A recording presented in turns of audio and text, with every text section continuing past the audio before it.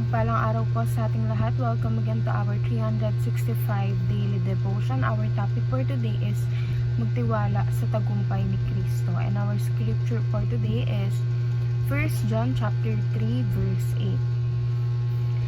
So, ang unang katuruan natin is there is a battle between good and evil. So, palaging merong battle between good and bad. Kasi ayun yung tinatawag nating dilemma. Kasi minsan sa buhay natin, we don't know kung ano yung gagawin natin. Kasi sometimes meron tayong mga tukso, which is the evil things, the bad things, or gagawin natin yung alam nating tama. So, ayun.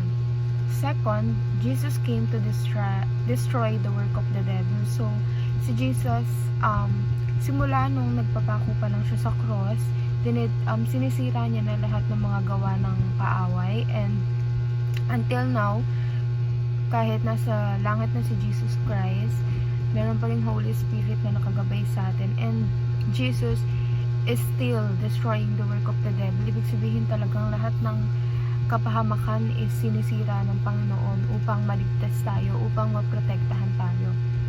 Third, Christians are called to fight evil and corruption. So, yung tayong mga Kristiyano, tinawag tayo upang labanan yung mga masasama at yung mga corruption. So, ibig sabihin, we have the voice to fight the evil. So, tayo mismo, meron tayong kakayahan na kung alam nating mali yung isang bagay, may kakayahan tayong itama yun. So, si King Jesus, meron siyang mga territories kagaya ng church, personal, nation, family, world, word. Because Jesus is the Lord of all. Kahit saan pa man yan, iisa lang ang Panginoon natin, kundi ang Panginoong Hesukristo lang. And moving on to our application, number 1 is please no one but God. Hindi, yung mga tao sa mundo, hindi natin mapiplease yung lahat.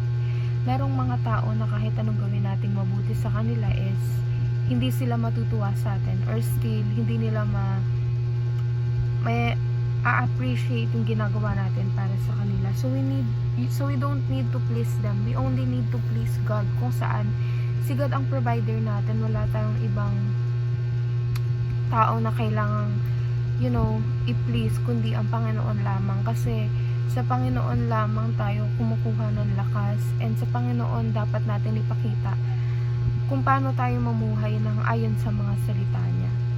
Second, speak truth to power. Sobrang makatotohanan ng mga powerful na words. It's even mas matala sa mga sword, kasi may power sa pagsasalita ng totoo. Kapag totoo yung sinasabi mo, you are very powerful, kasi kaya nitong mabago yung sitwasyon, yung mundo, and everything, diba? And third is hold on the victory of Christ. Palagi tayong maniwala sa panalo na ibibigay sa atin ni God, kasi never tayong ipapatalo ni God. Pag kay Kristo tayo naniwala, palagi tayong panalo. Kaya nga sabi, diba, who can be against us if God is with us? So, sa araw-araw na ginawa ng Diyos is kailangan nating magtiwala sa victory na pinangako sa atin ng Panginoon, at lagi nating tatandaan na walang pinangako ang Diyos na hindi niya tinupad. And yun lamang po, and see you again on our next 365 daily devotions.